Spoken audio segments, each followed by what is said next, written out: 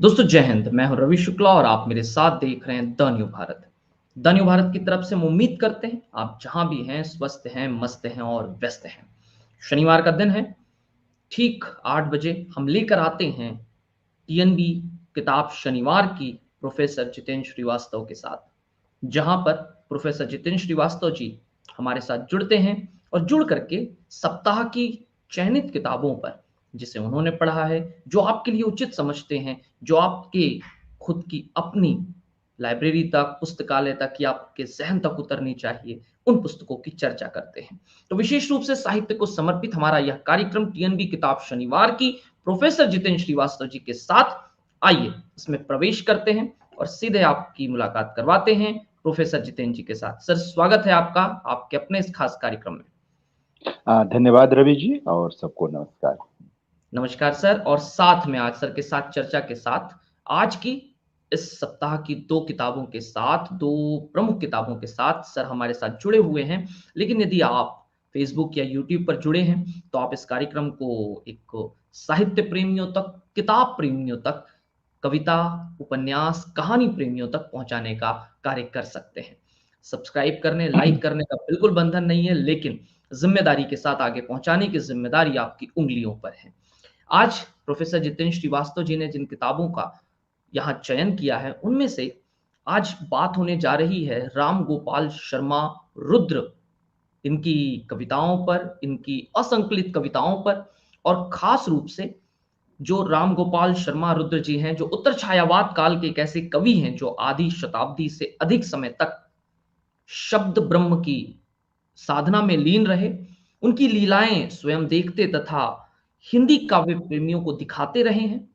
मस्ती, जिंदादिली, फक्कड़पन उनकी भी कविता का मिजाज है। लेकिन उनकी विशिष्टता यह है कि इसके साथ उनमें शास्त्रज्ञता और कला मर्मज्ञता का अद्भुत मेल भी है। और कवि जो होता है वो आमतौर पर मस्ती, जिंदा दिल और फक्कड़ तो होता ही है। उसे फर्क नहीं पड़ता कि आपने क्या कमाया, आपने क्या प्राप्त किया, बस उसकी कविता आप तक पहुंच जानी चाहिए।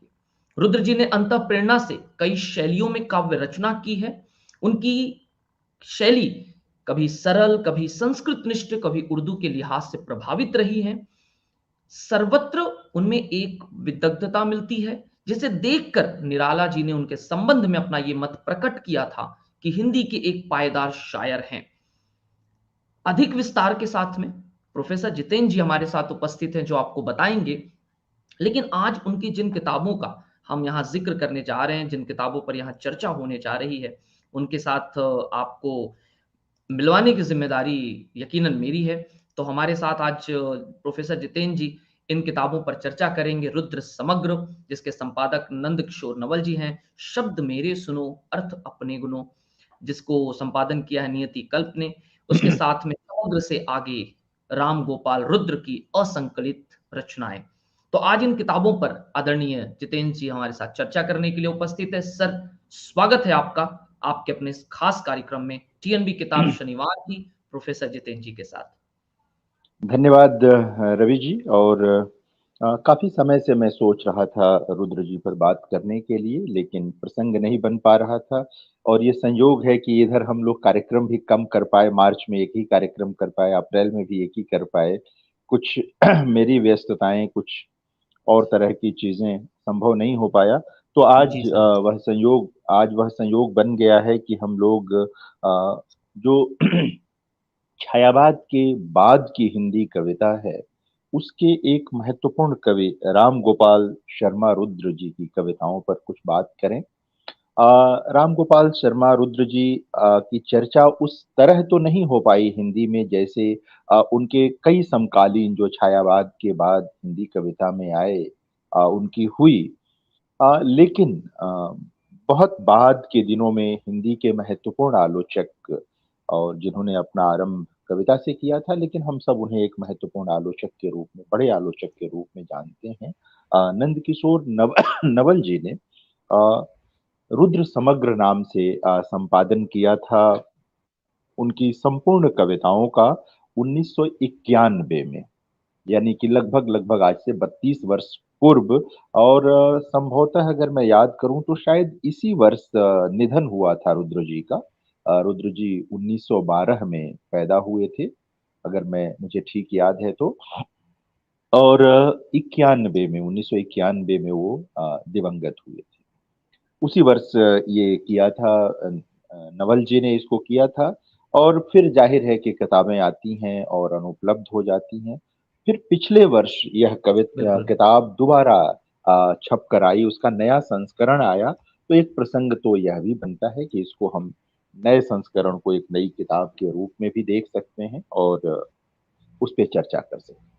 लेकिन हाल के दिनों में नियति कल्प ने दो किताबें संपादित की हैं रुद्र जी को लेकर के। एक है समग्र से आगे, यानी कि जाहिरा तौर पर इसमें वे रचनाएं हैं असंकलित जो रुद्र समग्र में न आ सकी थी।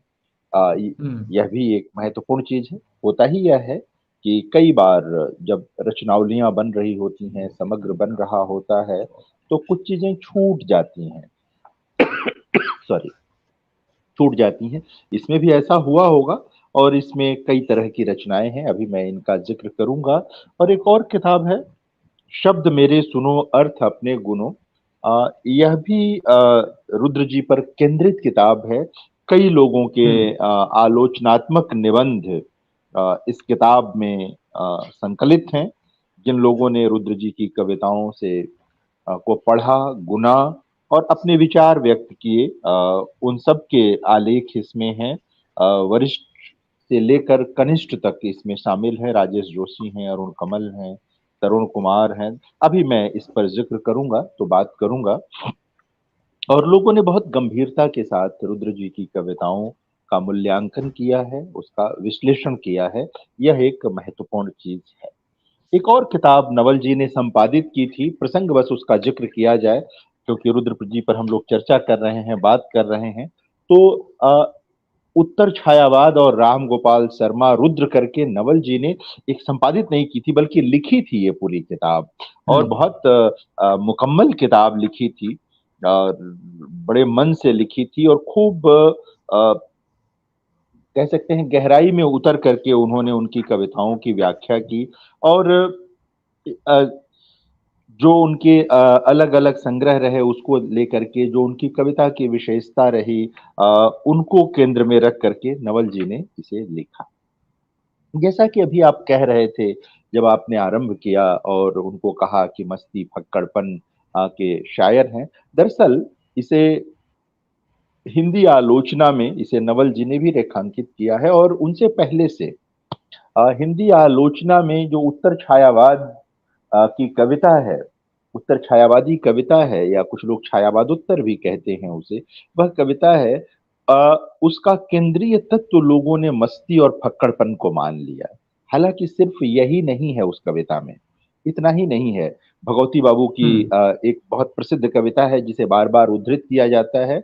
और रुद्र समग्र की भूमिका में भी नवल जी ने उसे उद्धृत किया, हम दीवानों की हस्ती क्या। भगवती चरण वर्मा जिन्हें बड़े अच्छा। कथाकार के रूप में ही जाना जाता है, उनकी हम्म। यह कविता, उनका उनकी यह कविता जो है बड़ी मशहूर रही और उस पूरे कालखंड जी। को व्याख्यायित करती। लेकिन उत्तर छायावादी कविता की कई विशेषताएं और भी हैं इसके अलावा भी।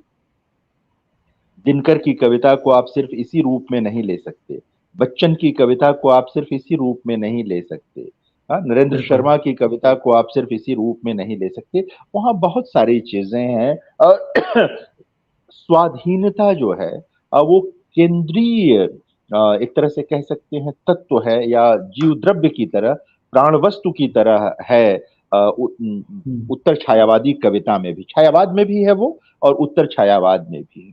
और उत्तर छायावाद जो है वो छायावाद से का विकास है, उसी क्रम में आगे बढ़ती हुई कविता है। वह उससे कोई कटी हुई चीज नहीं है। वह उससे बिल्कुल हम्म। अलग करके नहीं देखी जानी चाहिए। और बहुत सारे लोगों ने इस तरह किया भी है, कुछ लोगों ने काट कर भी देखा है।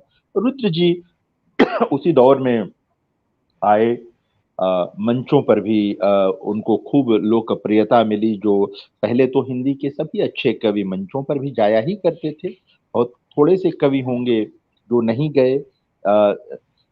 छायावादोत्तर कविता में कई चीजों को देखना चाहिए, जैसे कि बच्चन की जो भूमिका है छायावाद उत्तर हिंदी कविता में, उसे हालावाद और पता नहीं क्या क्या कह के पढ़ा जाता है, सब महत्वपूर्ण है।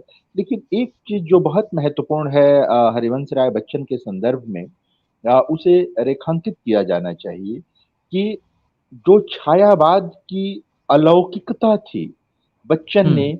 उसे लौकिक बनाया था। जो प्रेम छायावाद के समय में बड़ा अलौकिक किस्म का था, रहस्यवादी किस्म का था, या कोई ना कोई उस पे एक आवरण आ ही जाता था। हालांकि अब उसकी व्याख्या नए ढंग से होने लगी है, छायावादी कविताओं की भी, महादेवी जी की और अन्य लोगों की भी। अ, लेकिन एक आवरण था, बच्चन ने वो आवरण हटा दिया था। इसीलिए खड़ा रहा कि तुम मुझे पुकार लो, बच्चन की पंक्ति। या इस पार प्रिय तुम हो मधु है, उस पार न जाने क्या होगा। ये सीधी बात प्रेम के स्तर पर बच्चन ने प्रस्तुत की। इससे बाद की हिंदी कविता को बड़ा बल मिला, अभिव्यक्ति के स्तर पर, विषय वस्तु के चुनने के स्तर पर, तो ये एक बड़ी भूमिका है। इसी तरह दिनकर की बहुत बड़ी भूमिका है, पूरी काव्य भाषा को बदलने में दिनकर की भूमिका है। भगवती बाबू का जिक्र आया, नरेंद्र शर्मा का जिक्र। इसी में क्या हुआ कि रुद्र जी भी इसी में आते हैं। और जब बड़े कवियों से पूरा एक तरह से कह सकते हैं कि अ, मामला आच्छादित हो, पूरा आकाश आच्छादित हो बड़े कवियों से, तो वहां पर हम्म। कई बार दूसरे प्रतिभाशाली कवियों को भी जगह बनाने में मुश्किल आती है, कठिन होता है। रुद्र जी के साथ भी मुझे लगता है ऐसा हुआ होगा उस कालखंड में, कि जब दिनकर बच्चन एकदम तप रहे थे, उस दौर में अपनी जगह बनाना आसान नहीं था, लेकिन रुद्र जी ने अपनी जगह बनाई। और उनकी कविता का स्वर, अ, ठीक है कि छायावाद उत्तर कविता का जो मूल स्वभाव है वैसा है, लेकिन कहीं ना कहीं उसमें जो उनकी प्रयोग धर्मिता है वो बहुत हम्म। महत्वपूर्ण है। आलोचकों ने, नवल जी ने भी, और ये जो नियति कल्प की संपादित किताब है इसमें भी आलोचकों ने इस बात को रेखांकित किया है, और उचित रेखांकित किया है। कई उनके प्रयोग जो है वो बहुत अच्छे हैं, मतलब बिल्कुल नवोन्मेषी किस्म के प्रयोग हैं। अ, उस समय की कविता में आपको उस तरह का विम विधान आपको नहीं दिखेगा, उस तरह के प्रतीक आपको नहीं दिखेंगे जो रुद्र जी की कविता में आए हैं। और बहुत सामान्य जीवन से उठा करके उन्होंने वो प्रतीक अपनी कविता में रखे हैं। वो रुकने का मामला बनता है वहां पर, सारी चीजें रहती हैं। हालांकि मैं इस पर बात करूं उसके पहले मैं देख रहा था कि गोस्वामी तुलसीदास को केंद्र में रख करके एक कविता उन्होंने लिखी, गुसाई आज तुम होते, कला की देख कर यह दुर्दशा, तुलसी बहुत रोती। यानी कि आज हम लोग जो कहते हैं कि हिंदी कविता में बहुत गिरावट है, खास करके मंचीय कविता को लेकर के जो दुख व्यक्त करते हैं, ये रुद्र जी के अपने समय में भी कुछ न कुछ, यानी रुद्र जी तो बहुत बाद तक लिखते रहे, तो कुछ न कुछ तो ऐसा था कि उनको गोस्वामी जी याद आए, और इस तरह की आगे है मनोरंजन अरसिकों का, कुपात्रों के विरद गान, पदों के तोड़ पद, तमाम इस तरह के इसमें प्रसंग है। छिड़ा प्रश्न रोटी का, पड़े हैं जान के लाले, इस तरह के पंक्तियां भी आती हैं। छोटे छोटे गीत हैं। आप इनके वहाँ बड़ी कविताएं, बड़ी का मतलब बहुत लंबी कविताएं नहीं मिलेंगी। गीत भी इनके छोटे छोटे गीत हैं, 3 बंद के, 4 बंद के गीत आपको मिलेंगे।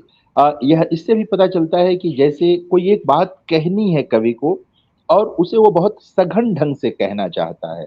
बहुत विषयों का बहुत सारा मतलब कह सकते हैं मिलावट नहीं है, कोई एक चीज उठानी है उसी में बात कहनी है। तलहटी की रेत में, बाजरे के खेत में, भोरे भोरे छुहरियां भैरवी जगा रही। इस तरह से इनकी एक रचना शुरू होती है, भैरवी नाम है, वाणी वंदन। बहुत सारे जो इसमें रचनाएं हैं, 39 की, 38 की, 41 की, जो जो उनके एकदम एक तरह से आरंभिक कालखंड की उनकी जो कविताएं हम्म। हैं, जो उत्तर छायावाद का समय भी है। याद रखना चाहिए कि ये वो समय है जब इसी कालखंड में एक तरफ ये लोग लिख रहे हैं, वहीं नागार्जुन भी कविता में आ जाते हैं, त्रिलोचन भी कविता में आ जाते हैं, शमशेर भी आ जाते हैं, अज्ञे भी आ जाते हैं। और 43 43 आते आते, 43 और 43 दोनों कहते हैं, कुछ लोग 43 बोलेंगे, कुछ लोग 43 बोलेंगे, 43 वहां तक आते आते प्रयोगवाद की भी चीज आती है। यानी कि एक ही समय में कविता की कई धाराएं काम कर रही होती हैं, और रुद्र जी उसी में लगातार लिख रहे हैं, अपनी बात कह रहे हैं। अ, कई जगह मैंने अंडरलाइन किया जहां पर है, अ, अन्य लोगों ने भी इसे रेखांकित किया कि जो हिंदी की अपनी गीत परंपरा है, यानी महादेवी जी हम्म। जिसका एक तरह से शिखर बिंदु है उस समय में, उसके पहले भी गीत जब हिंदी में लिखा जाता है तो मैथिली शरण गुप्त भी सखी वे मुझसे कहकर जाते जैसा प्रयोग करते हैं। फिर महादेवी जी आती हैं, निराला के गीत हैं, प्रसाद के गीत हैं, लेकिन ये सब है तो उस दिशा को आगे बढ़ाते हुए रुद्र जी के जो गीत हैं उसमें मैंने देखा कि छायावाद की जो एक तत्सम पदावली का पूरा दौर था, उससे अलग ये थोड़ा सा कहीं कहीं उर्दू शायरी की ओर भी झुके हुए दिखाई देते हैं। अरमान बहुत तो उठते हैं जैसी काव्य पंक्ति आपको इनके गीतों में या इनकी कविताओं में आपको दिखाई देगी। कविता शुरू होगी, जीवन तो जल की माया है, और इसी में बीच में आपको अरमान तो बहुत उठते हैं हम्म। जैसी पंक्ति भी आपको मिलेगी। तो एक मतलब कला की दृष्टि से अगर आप देखेंगे तो तत्सम भी मिलेगा यहाँ पर, लोक पदावली का प्रयोग मिलेगा, जो जनता सीधे बोलती है, बात करती है, तो लोक पदावली का भी प्रयोग आपको मिलेगा रुद्र जी के वहां। और इस तरह जो लोकप्रिय उर्दू कविता रही उसका भी एक असर या प्रभाव या कह सकते हैं कि जुड़ाव, जो भी अच्छा लगे वह भी आपको रुद्र जी की कविता में दिखाई देगा। यह बहुत महत्वपूर्ण चीज मुझे लगी। जैसे आप छायावादी कविता वगैरह का प्रयोग करेंगे देखेंगे तो वहां दिल जैसे शब्द का प्रयोग कम मिलेगा आपको, वहां जी सर। मन और इस तरह तरह के बहुत सारे शब्द मिलेंगे। हम्म। इनकी कविता में दिल का प्रयोग आएगा, बहलाता जाऊंगा दिल को जैसे अब तक बहलाया है। हम्म। ये आप एक पंक्ति अगर पुराने दौर की छोड़ दीजिए, आज तो नहीं कोई अंतर करेगा, लेकिन उस दौर में तो सीधा पता चलता है कि ये उर्दू शायरी की ओर का मामला है। यह गांठ वही सुलझावेगा जिसने जीवन उलझाया। अगली पंक्ति सीधे हिंदी की अपनी काव्य परंपरा में आ जाती है। यानी कि तरह से रुद्र जी की कविता जो हिंदी उर्दू की कविता है उसके बीच हम्म। एक सेतु भी बनाती है, एक सेतु भी बनाती है। अ, उसी कालखंड में जो आते हैं शमशेर बहादुर सिंह ने यह काम किया। शमशेर बहादुर सिंह की हम्म। कविता भी यह काम करती है, और उनकी भी करती है। तो इस रूप में रुद्र जी का के योगदान को देखना चाहिए कि यह जो गंगा जमनी इलाका है, हम्म। पूरा पटना गंगा जी के किनारे है, जहाँ के जीवन जहाँ गुजरा बिहार में इनका, तो वह या वो पूरा इलाका जो हिंदी प्रदेश है जिसे कहते हैं सामान्यतः हिंदी प्रदेश, वहां पर जो ये हिंदी उर्दू जबानों की आत्मीयता रही है, जी। दोनों में आवाजाही रही है, रुद्र जी की कविता में उसका आपको असर दिखाई देगा, जो मैं एक सकारात्मक चीज के रूप में लेता हूँ, देखता हूँ कि ये एक सकारात्मक चीज है। हाँ? बहुत सारी चीजें, छोटे छोटे पंछी बोले, सैनिक को संबोधित एक इनका गीत, बहुत बढ़िया गीत है, जलना ही है तो जलता चल, सैनिकों को संबोधित है। और इसी तरह से कई खंड बनाए हैं, क्या कहते हैं, नवल जी ने इनकी कविताओं के। और बहुत मैंने पुकारा ओ पिया, अब तू पुकार पिया, अब तो पुकार, कितनी अच्छी कविता है। एक तरफ का मामला नहीं है। हाँ, हम्म। ये जो प्रेम का सौंदर्य शास्त्र है, एक तरह से नए प्रेम के सौंदर्य शास्त्र की प्रस्तावना की तरह है यह रचना, कि बहुत मैंने पुकारा ओ पिया, अब तुम पुकार, क्या अब बात। तू पुकार पिया, अब तू पुकार, चकोरी सी न मेरी याद लोचन क्यों लसे, न स्वर के शर न पिक उन्माद मधुबन क्यों बसे, पपीहे की नहीं फरियाद स्वाति क्यों रसे, हुआ ही क्या अभी बर्बाद जिस पर तू हंसे। एक प्रेम के नए सौंदर्य शास्त्र की प्रस्तावना है, और यहाँ पर भी आप फरियाद, आबाद जैसे शब्दों का जो प्रयोग कविता में देखेंगे, जो उर्दू नज्मों और गजलों की हम्म, परंपरा है, कहीं ना कहीं मुझे लगता है कि मंचों पर आने जाने से भी ये चीज आई होगी रुद्र जी में, जो जिसे मैं सकारात्मक देखता हूँ। एक वस्तु है, एक बिंब है, मैं दोनों के बीच, मेरे दृग दोनों के बीच। जो काव्य पंक्ति है, इसका कसाव, इसका बनाव देखिए तो पता चलता है कि यह कवि अपनी कविता को लेकर कितना सचेत रहा होगा अपने समय में। तो यह एक बहुत महत्वपूर्ण चीज है। हम लोगों के पास अधिक समय नहीं होता इसमें, इसलिए हम लोग उतना नहीं कर सकते, लेकिन ये बड़ा काम किया नंद किशोर नवल ने, रुद्र समग्र का संपादन जी। करके। एक कवि, अगर इनकी कविताएं इस रूप में संकलित नहीं होती, इस रूप में नहीं आती, इस तरह चर्चा नहीं होती, तो शायद रुद्र जी आ, पर हम लोग आज इस तरह बात नहीं कर पा रहे थे। तुम एक बार फिर मेरी ओर निहारो, इनका एक गीत है, जिसकी टेक पंक्ति है, ये टेक है, कि तुम एक बार फिर मेरी ओर निहारो, इस बार तुम्हें नूतन ही दृष्टि मिलेगी। क्या बात है। नीराज। हम्म ये जो मतलब पंक्ति देखें किस तरह से, जो आग्रह है, उस आग्रह में जो आकांक्षा है कवि की, उस आकांक्षा को डिकोड करने की जरूरत है, और शायद लगेगा कि यह नए किस्म का प्रेमी है, ये नए हम्म। किस्म का कोई व्यक्ति है जो अपनी बात कह रहा है, एक बार फिर मेरी ओर निहारो। यह जो आत्मीय कह सकते हैं आप, पुकार है, ये बहुत महत्वपूर्ण है कविता के लिए, हम्म। तमाम चीजों के लिए। तो इस बार तुम्ही मेरी पतवार संभालो, ये जो टेक की पंक्तियां हैं, सारी चीजें, ये गीत बताते हैं कि जब उनके कंठ से लोगों ने इन गीतों को सुना होगा, पढ़ा होगा, तो लोगों को बहुत पसंद आई होंगी ये रचनाएं। ये पढ़ने में भी अच्छी लग रही हैं, और सुनने में तो निश्चित तौर पर ये अच्छी लगी ही होंगी। उस दौर में भी बंधु जरूरी है मुझको घर लौटना, एक मुझे भी ले लो अपनी नाव पर। कितना अच्छा गीत है, कितना अच्छा भाव। नाव जा रही है, किनारे पर खड़ा एक व्यक्ति है और कहता है मुझे भी घर लौटना है, नाव पर ले लो। ये घर लौटना जो है, इसकी भी तरह तरह से व्याख्या हो सकती है। अपनी जड़ों की ओर लौटना, अपने परिवार में लौटना, अपनों में लौटना, अपने प्रेम की ओर लौटना। एक बंधु जरूरी है मुझको घर लौटना, एक मुझे भी ले लो अपनी नाव पर। देर तनिक हो गई वहां बाजार में, मोल तोल के भाव और व्यवहार में आई ना था एक अनोखी आव का, इंद्रजाल सा था जिसके दीदार में मैं गरीब ले सका न अपने भाव पर। अपनी बात भी कह रहे, एक साधारण आदमी है। ये कविताएं उस दौर में जो राष्ट्र प्रेम है उसको भी व्याख्यायित करती हैं, एक सामान्य मनुष्य के मन और जीवन, उसके रहन सहन, उसकी भाव भंगिमा को भी व्यक्त करती हैं, जो बहुत महत्वपूर्ण है। आ, ये अभिजन की कविताएं नहीं हैं, अभिजात्य वर्ग को रेखांकित वारने करने वाली कविताएं नहीं हैं, ये साधारण जीवन जीने वाले लोगों की कविताएं हैं, रुद्र जी की कविताएं।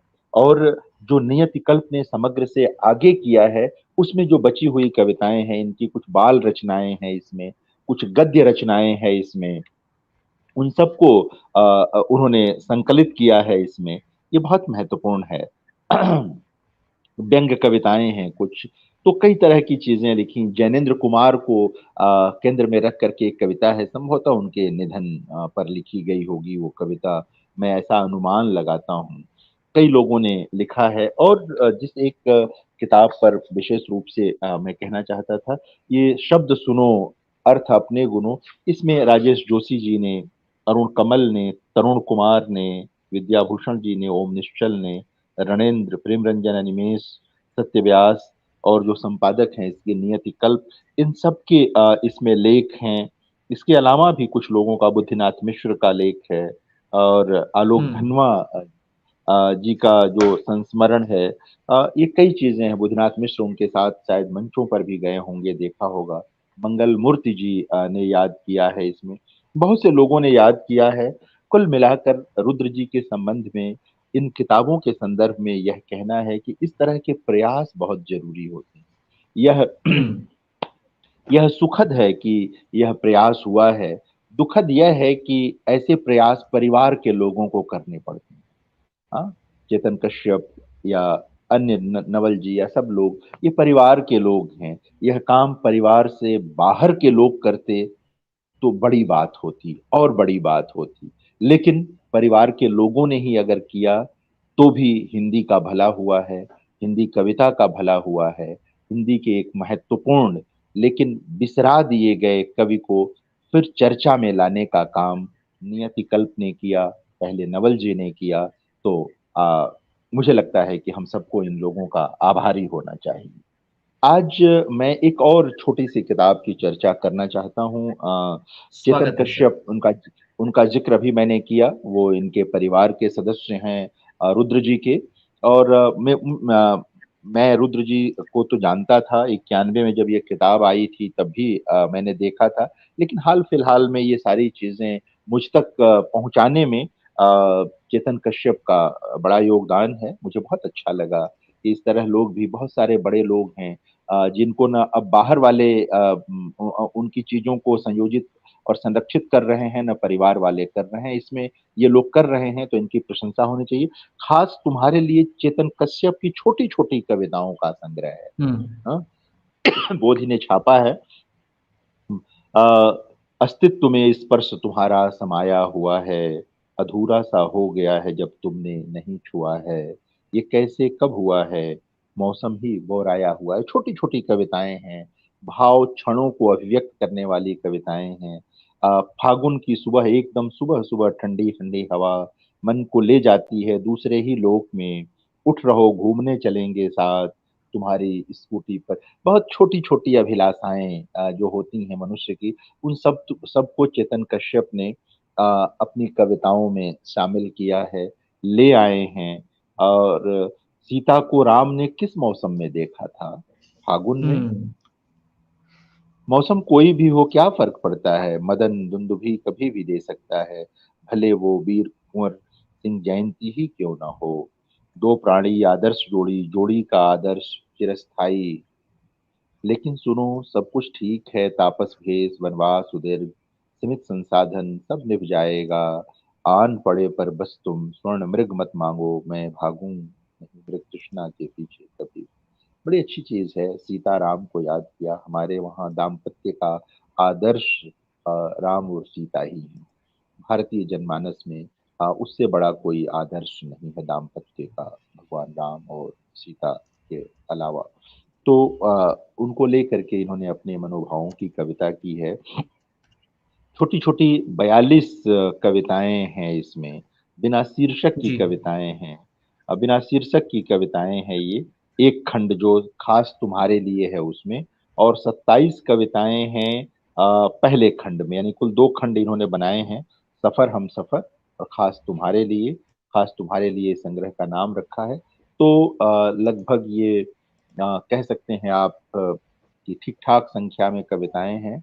और हम उम्मीद करते हैं कि आगामी दिनों में जब और आगे चेतन जी कविताएं लिखेंगे, और सघन भावबोध की उनकी कविताएं हिंदी को मिलेंगी, हम सब उनकी कविताएं पढ़ेंगे, उन पर चर्चा करेंगे, बात करेंगे। मैं तुमको सर्वस्व सौंपता हूँ, तुम चाहो परवाज दो न दो, पूरा खर्च मत करो खुद को, तुम सबसे पहले तुम हो फिर कुछ और। तो कई बार ये लगेगा कि जैसे बातचीत है, कई बार लगेगा जैसे कथन है, लेकिन अपनी पूरी बुनावट में ये हम्म। कविताएं हैं। इन्हें कविता कहा जाना चाहिए। और मुझे लगता है कि जिन लोगों तक ये किताब पहुंची होगी या पहुंचेगी, वे सब लोग पसंद करेंगे इसे। तो आज के लिए हम लोग यहीं अपनी बातचीत रोकते हैं रवि। और उम्मीद करते हैं कि लोग रुद्र जी को, जो नई पीढ़ी के लोग हैं, वो रुद्र जी जी। को पढ़ेंगे ध्यान से। नए जो एकदम बिल्कुल कविता के नए पाठक हैं, जो लोग छायावादोत्तर का मतलब मुश्किल से 2 या 3 कवि समझते हैं, या छायावाद का हम्म। मतलब 4 कवि समझते हैं। वे लोग उस दायरे को तोड़ करके रुद्र जी जैसे समर्थ कवियों की कविताएं जो समग्र अब उनका उपलब्ध है उन्हें पढ़ेंगे। चेतन कश्यप जैसे जो कवि हैं इनकी कविताओं को पढ़ेंगे, और इस तरह जो हमारा परिवार है और विस्तृत होगा और संपन्न होगा। बिल्कुल। कार्यक्रम से पूर्व मैं कुछ पढ़ रहा था, उसे पढ़ते पढ़ते कुछ चीजें हाथ में लगी कि आचार्य रामचंद्र शुक्ल के शब्दों में हृदय की मुक्ति की साधना के लिए मनुष्य की वाणी जो शब्द विधान करती आई है उसे कविता कहते हैं। बिल्कुल। रामचंद्र शुक्ल जी ने जिस तरह से इसे परिभाषित किया है कि हृदय की मुक्ति की साधना, और सर ने जिस तरह से हमारे सामने राम गोपाल शर्मा रुद्र जी को रखा, उनकी रचनाओं को रखा, उनकी विशेषताओं को रखा, और जिस तरह से उन्होंने बताया, यदि आप नए हैं तो यकीनन आपके जहन में ये बात आई होगी कि इसे एक बार पढ़ा जाए। चाहे कल्पना की बात हो, भावावेश की बात हो, लालित्य की बात हो, प्रयोजन की बात हो, पद की बात हो, कल्पनाओं के साथ-साथ नए लोक में जाने की बात हो, जीवन की संजीदगी की बात हो, समाज से जुड़ने की बात हो, या अन्य कोई ऐसा भाव जो आप इधर-उधर तलाश करते हैं, वो समस्त रस कविता के भीतर आपको समाहित मिलते हैं। सर ने दूसरी किताब की ज़िक्र की जिसमें सर ने कहा 42 कविताएँ हैं।